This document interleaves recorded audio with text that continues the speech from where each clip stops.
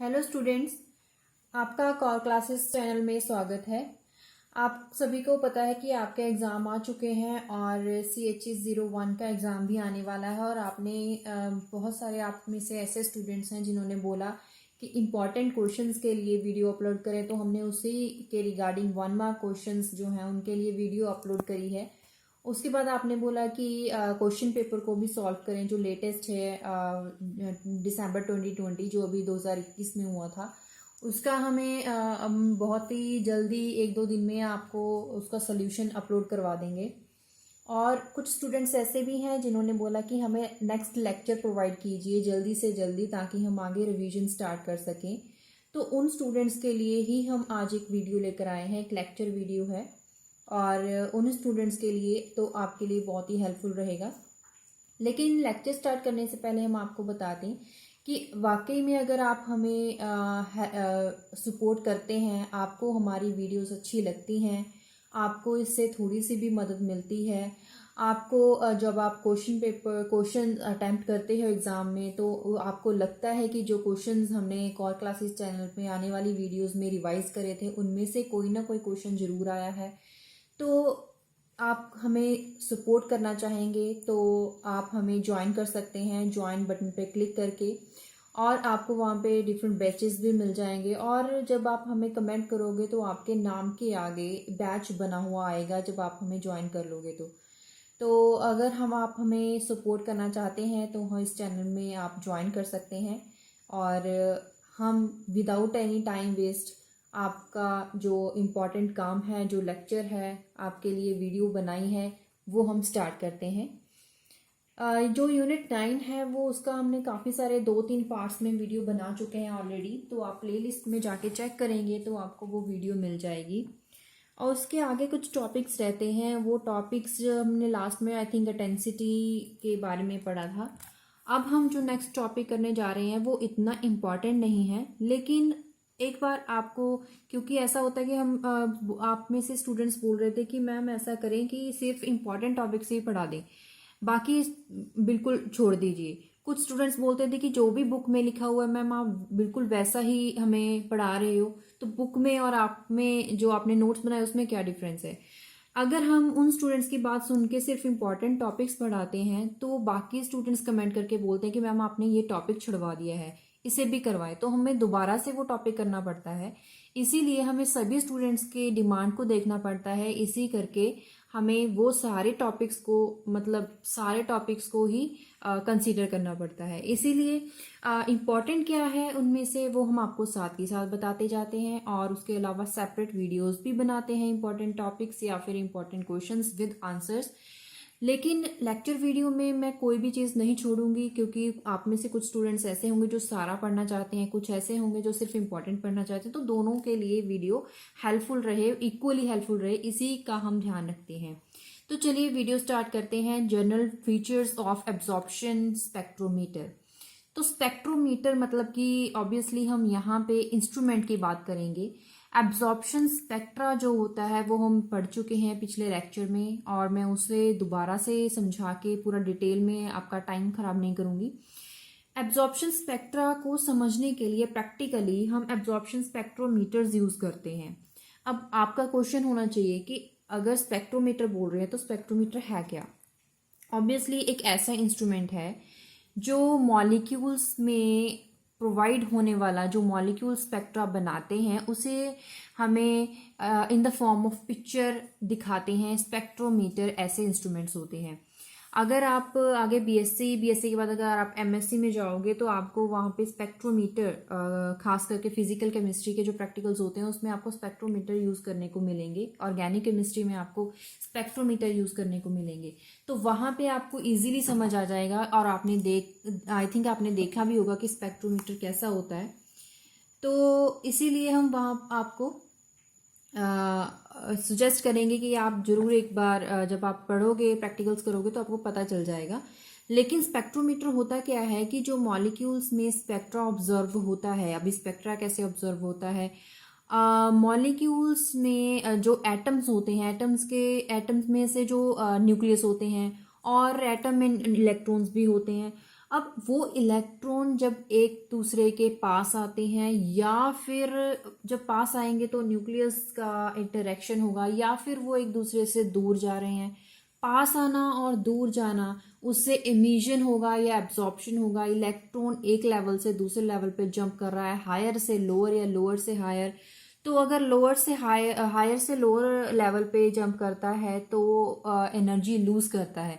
जो एनर्जी वो लूज करता है in the form of photon है, किस फॉर्म में है वो हमें समझ में आता है कि इन फॉर्म ऑफ फोटोन में वो लूज कर रहा है, लेकिन हमें प्रैक्टिकली कैसे पता चलेगा? प्रैक्टिकली पता करने के लिए स्पेक्ट्रोमीटर्स होते हैं। The instrument which is use to record the spectra of molecules are known as spectrometer. तो ये लाइन तो आपको समझ आ गई होगी, लेकिन इसको हम उसकी स्कीमेटिक डायग्राम समझते हैं और इसे 3 पार्ट में इसकी स्कीम को डिवाइड कर लेते हैं। सबसे पहले स्पेक्ट्रोमीटर में क्या होता है? स्पेक्ट्रोमीटर में होता है एक सोर्स जिसे हम फॉर एग्जांपल टंगस्टन फिलामेंट, कौन सा फिलामेंट यूज कर रहे हैं, सोडियम लैंप है या फिर कोई टंगस्टन फिलामेंट है, वो हम आगे जब आपको पढ़ाएंगे तब डिस्कस करेंगे। सबसे पहले एक पार्ट हो जाता है सोर्स, जिसका जो एक पर्टिकुलर रेडिएशन का होगा और उसकी फ्रीक्वेंसी वगैरह हमें सब पहले से ही पता होगी। उसके बाद आ जाता है एनालाइजिंग डिवाइस, जो एनालाइज करेगा, मतलब कि मिडल पार्ट होगा। मैं एनालाइज का मतलब होगा मोनोक्रोमेटर, जिसे हम बोलेंगे स्पेक्ट्रोमीटर की भाषा में। मोनोक्रोमेटर क्या होता है कि जैसे कि अब मैं आपको थोड़ा सा बता देती हूँ, बाकी आगे डिटेल में करेंगे। कि जैसे फॉर एग्जांपल जो लाइट है वो वेरियस डायरेक्शन में से आती है, लेकिन आगे प्रैक्टिकल परफॉर्म करने के लिए लाइट को सिर्फ एक ही डायरेक्शन में आना चाहिए। तो एक ही डायरेक्शन में करने के लिए स्लिट लगा देते हैं, जैसे कि हम फिजिक्स के प्रैक्टिकल में हमने पढ़ा है, वैसे ही होता है मोनोक्रोमेटर। अब थर्ड पार्ट आ जाता है डिटेक्टर, रिकॉर्डर, इंटेग्रेटर। अब डिटेक्टर जो डिटेक्ट करेगा, रिकॉर्डर जो रिकॉर्ड करके हमें रिजल्ट दिखाएगा, पिक्चराइज फॉर्म, जो साइन वेव या कॉसाइन वेव जो भी बना के दिखाएगा, वो होगा रिकॉर्डर। तो इसका 3 पार्ट हो गए इसके, सोर्स, एनालाइजिंग डिवाइस या फिर मोनोक्रोमेटर, डिटेक्टर, रिकॉर्डर, इंटेग्रेटर। उसके बाद हम चलेंगे आगे, हम तीनों को डिटेल में पढ़ेंगे कि सोर्स कौन कौन से, किस किस रीजन के लिए कौन सा सोर्स यूज करें, एनालाइजिंग डिवाइस के लिए क्या क्या, डिफरेंट रीजन के लिए क्या क्या यूज करें, डिटेक्टर कौन सा। अब उससे आगे डिटेल में करने से पहले एक छोटी सी डेफिनेशन, मतलब कि छोटी सी बात है, एक नॉलेज जो आगे मैं आपको आगे पढ़ाऊंगी तो उसमें एक वर्ड आएगा, वो वर्ड का मतलब आपको पहले से ही मैं बता दूं ताकि आपको बाद में प्रॉब्लम ना आए। क्लाइस्ट्रॉन वॉल्व। अब ये क्लाइस्ट्रॉन वॉल्व क्या होता है? It is a high frequency radio valve, एक ऐसा रेडियो वॉल्व जिसकी बहुत हाई फ्रिक्वेंसी होगी लेकिन फ्रिक्वेंसी हमें नोन होगी। It is known as klystron valve which can be turned to emit monochromatic radiation. अभी हमने बोला था ना मोनोक्रोमेटर क्या होता है, जो एमिट करेगा monochromatic radiation over a limit range of frequency in the microwave region. Microwave region में फ्रीक्वेंसी की कितनी रेंज उस डिटेक्टर में, उस मोनोक्रोमेटर में जानी चाहिए, मतलब कि उस रिकॉर्डर में जानी चाहिए, कितनी उस इंस्ट्रूमेंट को ज़रूरत है उस फ्रीक्वेंसी की, वो पर्टिकुलर फ्रिक्वेंसी कितनी होगी उसे डिसाइड करने के लिए मोनोक्रोमेटर होता है। अभी मोनोक्रोमेटिक रेडिएशन कितनी होनी चाहिए, कितनी फ्रिक्वेंसी की हो, वो डिसाइड करेगा क्लाइस्ट्रॉन वॉल्व। तो क्लाइस्ट्रॉन वॉल्व का काम आपको समझ आ गया। अब आगे हम जब यूज करेंगे ये वर्ड तब आपको ऑब्वियसली पहले से ही पता होगा कि इस वर्ड का मतलब क्या है। अब बात करेंगे सोर्स। अल्ट्रावायलेट रीजन की बात करें तो वहां पे हम यूज करते हैं हाइड्रोजन डिस्चार्ज लैम्प। विजिबल के लिए हम यूज करते हैं टंगस्टन फिलामेंट लैम्प। तो ये बातें आप याद रखें। इंफ्रारेड रीजन के लिए इलेक्ट्रिकली हीटेड रॉड। अब वो जो इलेक्ट्रिकली हीटेड रॉड होती है वो किस चीज़ की होती है? रेयर अर्थ एलिमेंट्स के जो ऑक्साइड्स होते हैं। अब रेयर अर्थ एलिमेंट्स कौन से होते हैं? 14 एलिमेंट्स जो सीरियम से लेकर लिटिनियम तक होते हैं, और ये जो एलिमेंट्स हैं इनके ऑक्साइड्स जो होते हैं उनसे बनी होती है ये रॉड, जिसे हम बोलते हैं electrically heated rod of rare earth oxides infrared region के लिए। माइक्रोवेव रीजन के लिए क्लाइस्ट्रॉन वॉल्व। अब मुझे यहाँ पे दोबारा से बताने की जरूरत नहीं पड़ेगी कि क्लाइस्ट्रॉन वॉल्व क्या होता है। आगे हम बात करेंगे system of analysis. System of analysis का मतलब अल्ट्रावायलेट और विजिबल रीजन के लिए कौन कौन से एनालिसिस यूज करेंगे, कौन सा ऐसा सिस्टम। सिस्टम किस किस चीज का, mirrors and rotating grating to select appropriate wavelength. Mirrors लगे होंगे, ग्रेटिंग्स लगे होंगे। ग्रेटिंग्स क्या होते हैं, एक बिल्कुल मिरर की तरह ही होते हैं, पर्टिकुलर शेप के होते हैं। वो उसका काम क्या होता है, उसका काम होता है वेवलेंथ को डिसाइड करना कि जो वेवलेंथ है एक मॉलिक्यूल या फिर किसी मॉलिक्यूल पे पड़ेगी वेवलेंथ, उसका वैल्यू कितना होना चाहिए। तो system of mirrors and rotating gratings. Infrared region के लिए भी same, system of mirror and rotating grating. Microwave region के लिए फ्रीक्वेंसी वेव्ड इलेक्ट्रॉनिकली। अब ये थे सिस्टम ऑफ एनालिसिस, लेकिन सैंपल अल्ट्रावायलेट और विजिबल रीजन के लिए सैंपल कौन सा यूज करेंगे। जनरली यहाँ पे डाइल्यूट सोल्यूशंस यूज होते हैं, गैसेस भी यूज हो सकती हैं। Quartz cell use in ultraviolet region, ultraviolet UV region के लिए क्वार्ट्ज सेल यूज करते हैं। इंफ्रारेड रीजन की बात करें तो वहां पे गैसेस भी होंगी, लिक्विड्स मतलब कि डाइल्यूट सोल्यूशंस होंगे, solids ground with potassium bromide and pressed into discs. Microwave region के लिए गैसेस यूज करेंगे, लिक्विड्स नहीं। आगे बात करेंगे डिटेक्शन। अभी डिटेक्शन के लिए क्या क्या डिवाइस हैं। यूवी और विजिबल रीजन की बात करें तो वहां पे फोटोग्राफिक डिवाइस होता है, जो कि फोटोग्राफिक डिवाइस मतलब कि हमें ग्राफिकली हमें पता चल जाता है कि ये जो किस रीजन के बारे में बात चल रही है। और मोर जनरली अ फोटो मल्टीप्लायर ट्यूब, या तो फोटोग्राफिक डिवाइस होता है, एक ट्यूब होती है जिसे फोटो मल्टीप्लायर ट्यूब बोलते हैं। इंफ्रारेड रीजन की बात करें तो वहां पे फोटो कंडक्टिविटी डिवाइस होता है, मतलब कि हीट सेंसर्स होते हैं। Microwave region crystal detector for radio frequencies. अभी ये जो चीजें मैंने अभी बताई, इनको डिटेल में अभी इस टाइम पढ़ने की जरूरत नहीं है। क्यों? क्योंकि इसमें सिर्फ और सिर्फ आपकी बुक में जो आपका सिलेबस है उसमें सिर्फ और सिर्फ इसका जानकारी देना था, इसका इंट्रोडक्शन है। डिटेल में क्या है, जब आप आगे कोई चैप्टर आएगा इसके रिगार्डिंग स्पेशल इंस्ट्रूमेंट्स, जहाँ पे इंस्ट्रूमेंटेशन के बारे में बताया जाएगा, वहां पे इसका डिटेल होगा, तब हम आपको समझाएंगे। अब बात करेंगे एक ऐसा टॉपिक जो एग्जाम्पल के तौर पे क्वेश्चन आता है एग्जाम में, पक्का आता है, 100% श्योर है। और दूसरी चीज, एक नंबर में ऑब्वियसली आता ही आता है, कोई भी एक मॉलिक्यूल को लेकर आ जाता है, मतलब चाहे वो एक नंबर में आए चाहे वो 2 नंबर में आए, तो लेकिन ये क्वेश्चन जरूर आएगा ही आएगा। तो वो टॉपिक क्या है, microwave active and microwave inactive. अब ये क्या होते हैं। क्वेश्चन जो है लॉन्ग क्वेश्चन नहीं आएगा तो 1 या 2 नंबर का आएगा। सिर्फ आपसे ये पूछा जाएगा कि नीचे दिए गए मॉलिक्यूल्स में से कौन से माइक्रोवेव एक्टिव हैं, कौन से माइक्रोवेव इनएक्टिव है। इस टॉपिक के साथ ही मैंने देखिए वो स्टूडेंट्स जो सिर्फ और सिर्फ इंपॉर्टेंट टॉपिक्स करना चाहते हैं उनके लिए मैं बता दूं, अभी तक जो मैंने पढ़ाया वो सिर्फ आप एक बार गो थ्रू हो लीजिएगा, उसके लिए ऐसा नहीं कि वो इम्पॉर्टेंट नहीं है। लेकिन ये जो चीज़ है उन स्टूडेंट्स के लिए बहुत ही इंपॉर्टेंट है जो सिर्फ और सिर्फ इंपॉर्टेंट टॉपिक्स करना चाहते हैं। तो उन स्टूडेंट्स के लिए भी ये वीडियो हेल्पफुल हो गई, जो स्टूडेंट्स पूरा पढ़ना चाहते हैं पूरा डिटेल में, उनके लिए भी ये हेल्पफुल हो गई।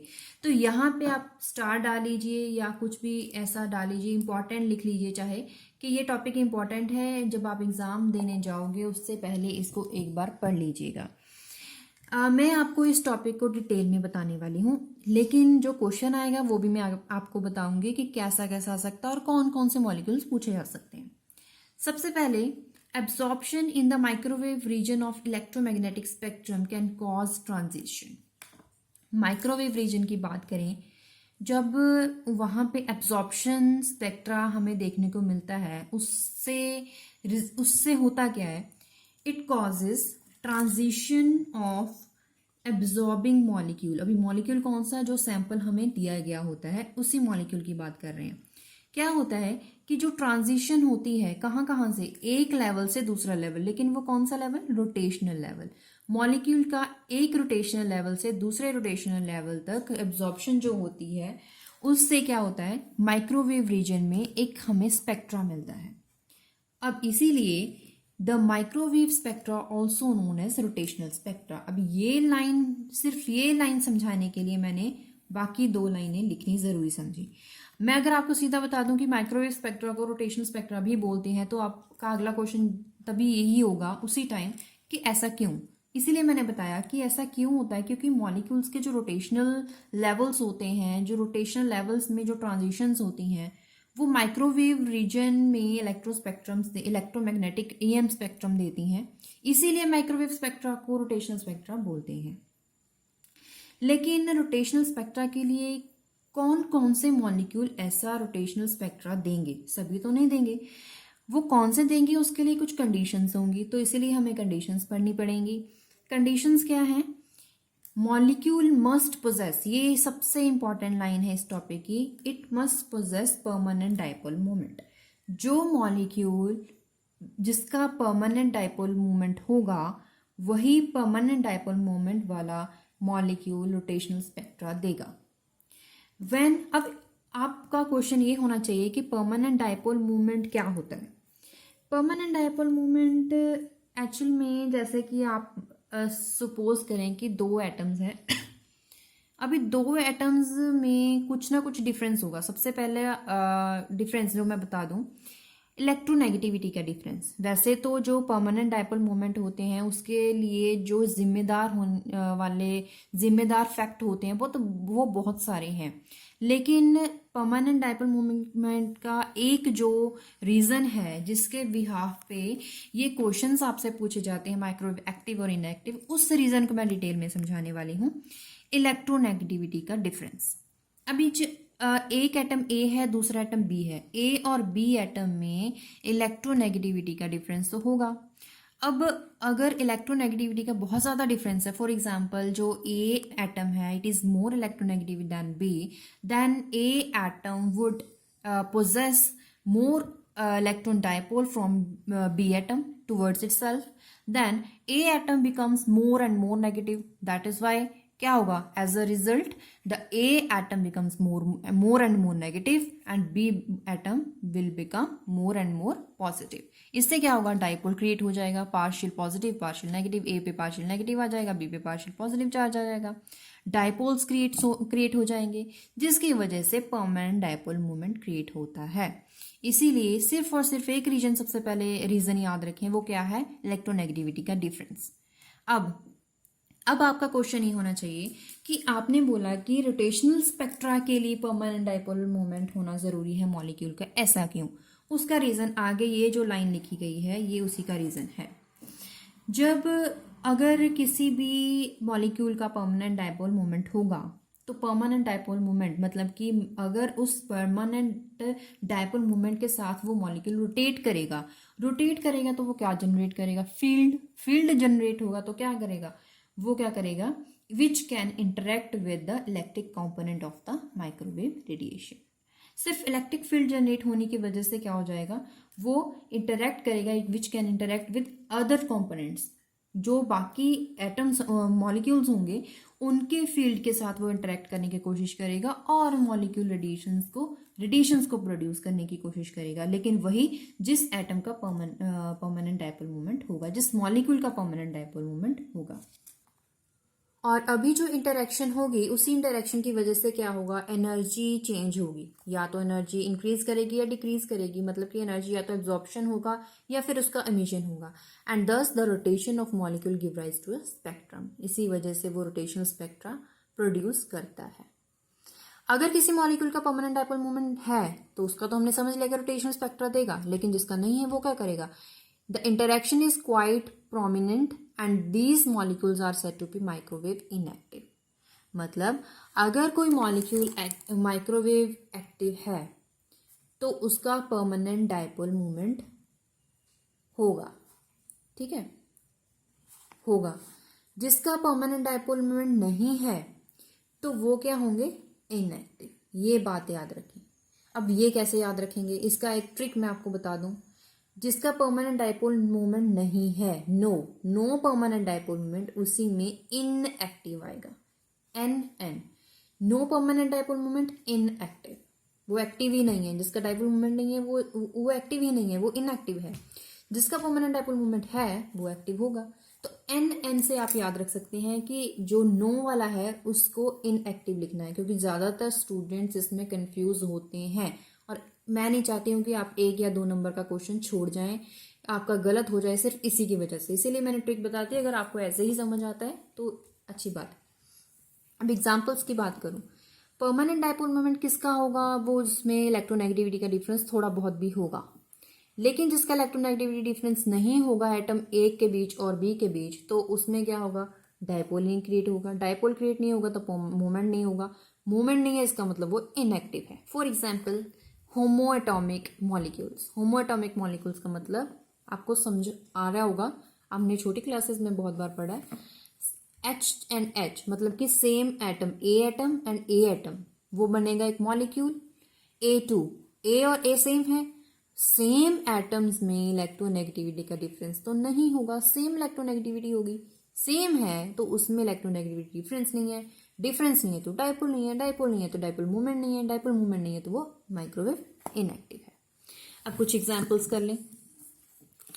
कार्बन मोनोऑक्साइड है, कार्बन एंड ऑक्सीजन, इसमें दोनों में आपको पता है इलेक्ट्रोनेगेटिविटी सबसे ज्यादा ऑक्सीजन की होगी, तो इसका मतलब है दोनों में डिफरेंस है। सीधा सीधा आप आंसर लिख दो एक्टिव, माइक्रोवेव एक्टिव। सिर्फ आपको एक चीज याद रखनी है, रीजंस बहुत सारे हैं लेकिन मैं सिर्फ एक बताऊंगी ताकि आप कंफ्यूज ना हो। सिर्फ एक चीज याद रखें, जैसे आपको एक्टिव और इनएक्टिव लिखना है। सल्फर डाइऑक्साइड SO2 इलेक्ट्रोनेगेटिविटी का डिफरेंस है, एक्टिव है।